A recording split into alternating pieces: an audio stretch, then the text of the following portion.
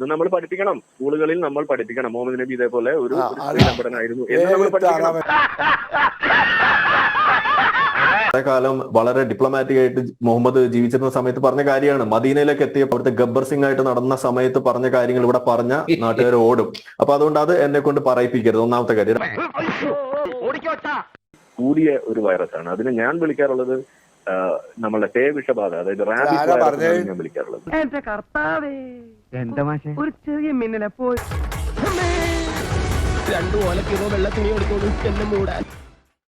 രണ്ട് കാര്യത്തിന് മറുപടി പറയേണ്ടതുണ്ട്. അത് പറഞ്ഞിട്ട് നമുക്ക് പോവാം. 2 മിനിറ്റ് വേണ്ട. ഒന്ന്, ഇദ്ദേഹം ആദ്യം തന്നെ വെച്ച ഒരു വിഷമം, വലിയ വിഷമത്തിൽ പറഞ്ഞത് ഏത് ചർച്ച വന്നാലും അവിടെ ഇസ്ലാമിന്റെ പള്ളയ്ക്ക് ഞാൻ എന്നുള്ളതാണ് അദ്ദേഹം പറയുന്നത്. ഒരു കുഴപ്പമില്ല, സന്തോഷമുള്ളൂ മക്കളെ. എനിക്ക് അദ്ദേഹത്തോട് ചോദിക്കാനുള്ളത്, ഇവിടെ സംസാരിച്ചപ്പോൾ ഞാനല്ല ഈ പറഞ്ഞ ഇസ്ലാം എന്നോ ഇസ്ലാമിക ശരിയ നിയമം എന്നൊന്നും ഇവിടെ കൊണ്ടുവച്ചത്. ശരിയ നിയമം എന്നുള്ള വാക്കും അതേപോലെ തന്നെ ഈ നമ്മളുടെ ദാറുൽ ഖള എന്നുള്ള സംഗതി എന്താണെന്നൊക്കെ വിശദീകരിച്ച് താങ്കൾ തന്നെയാവുമ്പോൾ അവിടെ എന്താ നടക്കുന്നത് എന്നും ഈ ശരിയ നിയമം എന്ന് പറഞ്ഞാൽ എന്താണെന്നും അത് കറങ്ങിത്തിരിഞ്ഞ് ഇസ്ലാമിലേക്ക് എത്തുന്നതും അതിന് മറ്റു ഉദാഹരണവും പറയേണ്ടത് ഒരു ബാധ്യതയായിട്ട് വരികയാണ്.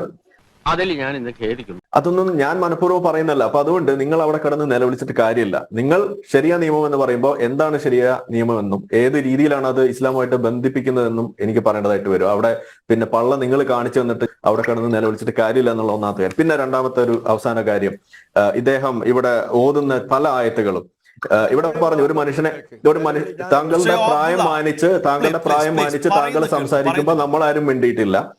അപ്പോ താങ്കളുടെ പ്രായത്തെ കുറിച്ച് താങ്കൾക്ക് ഒരു മാന്യത, ഒരു ബോധം ഉണ്ടെന്നുണ്ടെങ്കിൽ നമ്മൾ പറയുമ്പോഴും ഇടപെടാതിരിക്കുക. എന്നാൽ താങ്കൾക്കും കൊള്ളാം.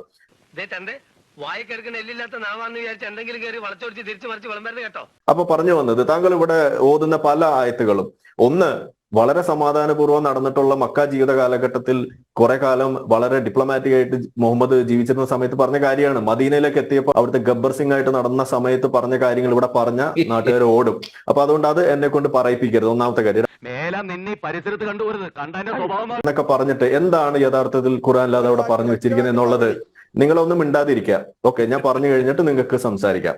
നിങ്ങൾ പറയാനുള്ളതൊക്കെ പറഞ്ഞിട്ടുണ്ട് ആവശ്യത്തിന്. ഇനി അതിൽ പറഞ്ഞിരിക്കുന്നത് ഇതേപോലെ ഒരു ഉളുപ്പും ഇല്ലാതെ സന്ദർഭത്തിൽ നിന്നും അടർത്തി മാറ്റിക്കൊണ്ട് ഇതേപോലെ നമ്മൾ ഏത് നേരവും പറയുന്ന ആളുകൾ നിങ്ങൾ തന്നെ ഇതേപോലെ സന്ദർഭത്തിൽ നിന്ന് അടർത്തിയിട്ട് ഇത് ഉയർത്തിക്കൊണ്ടുവരാൻ ചെറിയൊരു നാണമൊക്കെ വേണ്ടേ? എന്ത് ഉദ്ദേശത്തിലാണ് ആ ആയത്തൊക്കെ അവിടെ പറഞ്ഞിരിക്കുന്നത്? നിങ്ങൾ രണ്ടാമതൊന്ന് പോയി പഠിക്കൂ. പഴയ തോറയിലുള്ള സാധനം എടുത്ത് ഉദ്ധരിക്കുന്നതിനെ നിങ്ങൾ മനുഷ്യരെ മുഴുവൻ രക്ഷിക്കാൻ വേണ്ടിയിട്ടാണെന്നൊക്കെ വരുത്തി തീർത്തിട്ട് ആരെ കണ്ണിൽ പൊടിയിടാനാ? അതൊക്കെ വിശ്വസിച്ച് നടന്നിരുന്ന ഒരു മദ്രസ കാലം എനിക്കും ഉണ്ടായിരുന്നു. സ്നേഹം കൊണ്ട് ജീവനും കൊണ്ട് ഓടി രക്ഷപ്പെട്ടോ കഴിഞ്ഞിട്ട് അവിടെ വന്നിരിക്കും. അപ്പൊ അതുകൊണ്ട് അതുപോലുള്ള കാര്യമൊന്നും ഇങ്ങോട്ട് എടുക്കണ്ട. അതൊക്കെ വേറെ വല്ല മദ്രസയിൽ പോയി പഠിപ്പിച്ചു കൊടുത്താൽ മതി എന്നേ പറയുള്ളൂ. അപ്പൊ അതുകൊണ്ട് ആയത്ത് ഉദ്ധരിക്കുമ്പോൾ സൂക്ഷിക്കുക, മറുപടി ഉണ്ടാകും. അപ്പൊ അതുകൊണ്ട് വിഷയത്തിൽ ഊന്നിക്കൊണ്ട് നിങ്ങൾ സംസാരിക്കുക. ഓക്കെ. ഡോക്ടർ ആരിഫ് ഹുസൈൻ, ഇതൊക്കെ വളരെ സ്വാഭാവികമാണെന്ന് വരുത്തി തീർക്കാനുള്ള ശ്രമങ്ങളാണ് നടക്കുന്നത്. ഇവിടെ ഒരു മുസ്ലിം പ്രീണനവും നടക്കുന്നില്ല. സ്വാഭാവികമായി മുഹമ്മദ് നബിയെ പഠിപ്പിക്കാൻ മാത്രമാണ് സർക്കാർ ഒരുങ്ങുന്നത് എന്നാണ് ഇവിടെ പങ്കെടുത്ത ശ്രീ ഒ അബ്ദുള്ളയായാലും ഇടത് പ്രതിനിധിയായാലും ചൂണ്ടിക്കാട്ടുന്നത്. അതായത് ഇവിടെ ഇപ്പൊ നമ്മൾ ഒരു അക്ഷരം പോലെ എനിക്ക് ഇവിടെ സംസാരിക്കാൻ കഴിഞ്ഞിട്ടില്ല. പക്ഷെ അതിന് മുന്നേ തന്നെ എക്സ് മുസ്ലിം എന്നുള്ളൊരു വാക്കും നമ്മുടെ ഒരു പേരൊക്കെ കണ്ടപ്പോൾ തന്നെ ഇവിടെ വന്നിരിക്കുന്ന ഈ ഒരു ജിഹാദിയായ എന്ന് തന്നെ പറയാം, അതായത് പച്ചയായിട്ട് ജിഹാദിസം കൊണ്ട് നടക്കുന്ന SDPI പോലെയുള്ള ജമാഅത്ത് ഇസ്ലാമിയെ പോലെയുള്ള പാർട്ടികളെയും സംഘടനകളെയൊക്കെ വെളുപ്പിക്കുന്ന ഒ അബ്ദുള്ളയ്ക്ക് അത് വല്ലാതെ ബുദ്ധിമുട്ടുണ്ടാക്കുന്നുണ്ടെന്ന് അദ്ദേഹത്തിന്റെ വാക്കുകളിൽ തന്നെ വ്യക്തമാണ്.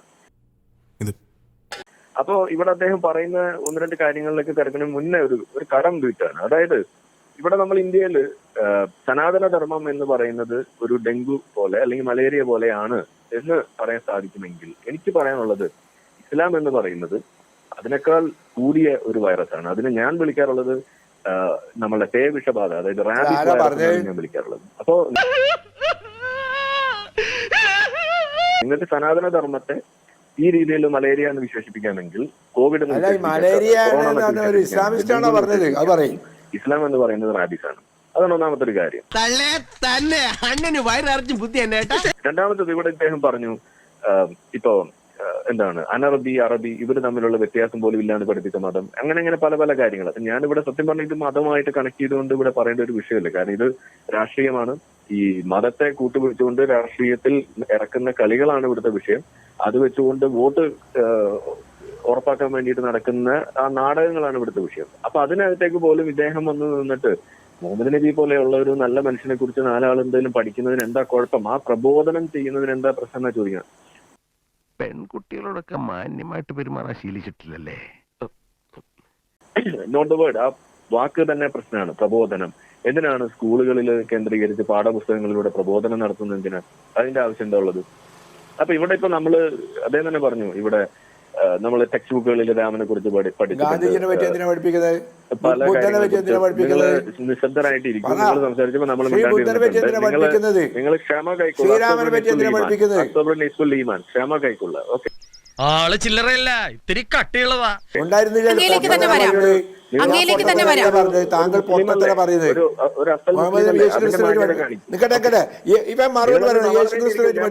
എനിക്ക് ഒത്തുണ്ടാക്കാൻ വയ്യ.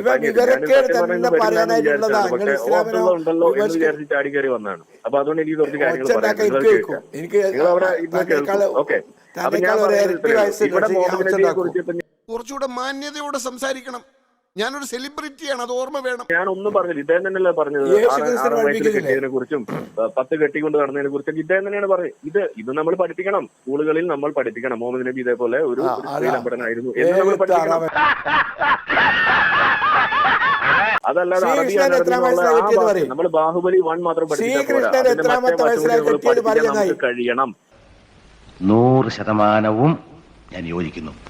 അത് തന്നെയാണ് നമ്മൾ പറയുന്നത്. ജാതി വ്യവസ്ഥയെ കുറിച്ച് പറയുമ്പോൾ, ജാതി വ്യവസ്ഥയിൽ പ്രശ്നത്തെ കുറിച്ച് നമ്മൾ പറയുമ്പോൾ ഇസ്ലാമിനെ കുറിച്ച് പഠിപ്പിക്കും, ഇസ്ലാമിന്റെ കുഴപ്പത്തെ കുറിച്ച് നമ്മൾ പഠിപ്പിക്കണം. അതാണ് നമ്മൾ പറയുന്നത്. അവിടെ നമ്മൾ രാമനെ കുറിച്ച് പഠിപ്പിക്കുന്നു, രാമൻ ചെയ്ത പ്രശ്നത്തെ കുറിച്ച് നമ്മൾ പഠിപ്പിക്കുമ്പോൾ അതേപോലെ ഇസ്ലാമിന്റെ കുഴപ്പത്തെ കുറിച്ച് പഠിപ്പിക്കണം. മുഹമ്മദ് നബി ലോകത്തെ അഴിച്ചുവിട്ടിട്ടുള്ള ഈ തീവ്രവാദ ആ ഒരു ഭൂതത്തെ കുറിച്ച് നമ്മൾ പഠിപ്പിക്കണം. അതാണ് നമ്മൾ പറയുന്നത്. ഇനി കുറച്ച് സഭ്യമായിട്ട് സംസാരിക്കുക. ഞാൻ 4 ആളറിയുന്ന ഒരു മാന്യനാണ്. SDP അന്നുണ്ടായിരുന്നില്ല എന്നിപ്പോ നിങ്ങൾ പറഞ്ഞിട്ട് വേണോ നമുക്കറിയാൻ? അല്ലല്ലോ. ഇവിടെ SDPIക്ക് ഈ ബീജാഭാവം നടത്തിയിട്ടുള്ള ആ സംഘടന ഏതാണ്? അതല്ല ഇവിടുത്തെ മുസ്ലിം ബ്രദർഹുഡും അതിനുശേഷം വന്നിട്ടുള്ള ഈ ജമാഅത്ത് ഇസ്ലാമി, അതിന്റെ ഭാഗമായിട്ട് നിങ്ങളും ഇരുന്നിരുന്ന ആളല്ലേ? അത് നിങ്ങൾക്ക് അറിയാലോ. എന്താണ് SDPI ഈ പറയുന്ന ജമാഅത്ത് ഇസ്ലാമി ഇവിടെ മുന്നോട്ട് വെക്കുന്നത്? ഇന്ത്യയെ ഇസ്ലാമിക രാഷ്ട്രമാക്കുക. ഇതല്ലേ നിങ്ങളുടെ ലക്ഷ്യം? നിന്നെ പരിസരത്ത് കണ്ടുപോരുത്, കണ്ടതിന്റെ സ്വഭാവം. ഇത് നിങ്ങളുടെ കക്ഷത്തിൽ ഒളിപ്പിച്ച് വെച്ചിട്ട് പുറത്തു വന്നിട്ട് ആ പ്രബോധനം എന്തുകൊണ്ട് നടത്താൻ കഴിയില്ല എന്നൊക്കെ ഈ നിഷ്കളങ്ക ചോദ്യം ചോദിക്കും. അതും വിശ്വസിച്ചിട്ട് മുന്നോട്ട് പോകാനൊന്നും ഇവിടുത്തെ നാട്ടുകാരെ കിട്ടില്ല. അത്രയ്ക്ക് മണ്ടന്മാരാണ് ഇവിടെ ഉള്ള ആളുകൾ എന്നൊക്കെ തെറ്റിദ്ധാരണ നിങ്ങൾക്ക് ഉണ്ട്. നിങ്ങൾ മനസ്സിലാക്കേണ്ടത് ഇവിടെ ആളുകൾ എല്ലാവരും ഇസ്ലാമിക രാഷ്ട്രീയക്കാർ ഒരു പഞ്ചായത്തിലെങ്കിലും കഴിഞ്ഞ 75 കൊല്ലത്തിനിടയ്ക്ക് നിനക്കതൊക്കെ എങ്ങനെയാ സാധിക്കും? ഇസ്ലാമിക പഞ്ചായത്തെങ്കിലും SDPI എന്ന് പറയുന്ന നിരോധിത സംഘടനയും തമ്മിൽ ഒരു വ്യത്യാസവും ഇല്ല. ഏറ്റവും ഒടുവിൽ ED പോലും അവിടെ പറയണ്ടായി. മനസ്സെത്തുന്നിടത്ത് കാലെത്തുന്നില്ല പട്ടാളക്കാരാ. അവർ പിടിച്ചെടുത്ത രേഖകളിൽ നിന്ന് അത് അവിടെ വ്യക്തമാണ്. കാരണം അവരുടെ ഫണ്ടിങ് ഒരേപോലെ വരുന്നു, അതിൽ നേതാക്കൾ അങ്ങോട്ടും ഇങ്ങോട്ടും മാറിയും മറിഞ്ഞും അവിടെ പ്രവർത്തിക്കുന്നു. അപ്പൊ എന്താണ്? പോപ്പുലർ ഫ്രണ്ട് നിരോധിത സംഘടനയാണ്. അധികം വൈകാതെ പൂട്ട് വീഴാൻ പോകുന്ന ഒരു സംഘടനയാണ് ഈ പറയുന്ന SDPIയും ജമാഅത്ത് ഇസ്ലാമിയും. ഒരു സംശയം വേണ്ട, രണ്ടിനും പൂട്ടിക്കെട്ടണം. ഒരു കുഴപ്പമില്ല, സന്തോഷമുള്ളൂ മക്കളെ, സന്തോഷായി. കാരണം ഇന്ന് നമ്മൾ ഈ കാലഘട്ടത്തിൽ ഏറ്റവും കൂടുതൽ ഈ പറയുന്ന വർഗീയതയ്ക്കും ഇതുപോലെയുള്ള അത് ഈ പറയുന്ന ഇസ്ലാമിക സംഘടനയാണ്. കേന്ദ്ര സർക്കാരാണ്. RSS എന്ന് പറയാതെ ഈ രാജ്യത്തെ ജനങ്ങൾ തെരഞ്ഞെടുത്ത് വിജയിപ്പിച്ച് ഭരണത്തിലേറ്റിയ സർക്കാരാണ്. ഭരണത്തിലേറ്റിയ സർക്കാരാണ്. അല്ലാതെ RSS എന്ന് പറഞ്ഞ് നിങ്ങൾ അതിനെ വില കുറച്ച് കാണരുത്. ഇതിലൊക്കെ ഭേദം നീ വാ തുറക്കാതിരിക്കുന്നതാ. കാര്യമൊന്നുമില്ല. നിങ്ങൾ യാഥാർത്ഥ്യങ്ങൾ വളരെ ബുദ്ധിമുട്ടുണ്ടാക്കുന്ന സാധനമാണ്. അത് നിങ്ങൾ തൽക്കാലം കേട്ടോണ്ടിരിക്കുക. നിങ്ങൾ പറയുന്ന ആ തീരുമാനങ്ങളൊക്കെ കേട്ടിട്ട് മിണ്ടാണ്ടിരിക്കുന്ന കാലം കഴിഞ്ഞത്. അതുകൊണ്ടാണ് ശ്രീ O അബ്ദുള്ള അങ്ങ് മുതിർന്ന ഒരു മാധ്യമ പ്രവർത്തകനാണ്, മുതിർന്ന ഒരു വ്യക്തിത്വമാണ്. പ്ലീസ് ആരിഫ് സർ ഒന്ന് പറഞ്ഞു തീർക്കട്ടെ. ഡോക്ടർ ആരിഫ് ഹുസൈൻ ഒന്ന് പറഞ്ഞു തീർക്കട്ടെ. ഇത് വലിയ പൊല്ലാപ്പായല്ലോ. അങ്ങേക്ക് ഞാൻ സമയം തരാം. ഡോക്ടർ ആരിഫ് ഹുസൈൻ അവസാനിപ്പിക്കുകയാണ്. അറബിയും അനറബിയും തമ്മിൽ വ്യത്യാസമില്ലാന്ന് മാത്രമല്ല ഇസ്ലാമിൽ പഠിപ്പിക്കുന്നത്. കഷ്ടപ്പെട്ടോക്ക് വെറുതായല്ലോ. അതുകൊണ്ടാണ് ഞാൻ പറയുന്നത് സനാതന ധർമ്മം മലേറിയാണെങ്കിൽ പേപ്പട്ടി വിഷബാധയാണ്. ഇതാണ് നമ്മൾ പറയുന്നത്. റാബീസ് വൈറസ് ആണ് നമ്മൾ പറയും. ഓക്കെ, ശരി, പോട്ടെ, കൂടുതൽ എന്നെ നാറ്റിക്കരുത്. A few moments later. നീ എന്താ ഇവിടെ? പിക്നിക്ക് വന്നതാ, ഒളിവിലാടാ. ഇവിടുത്തെ നാട്ടുകാർക്ക് എന്റെ വ്യക്തിപരമായ പേരിൽ ഞാൻ നന്ദി രേഖപ്പെടുത്തിക്കൊള്ളുന്നു.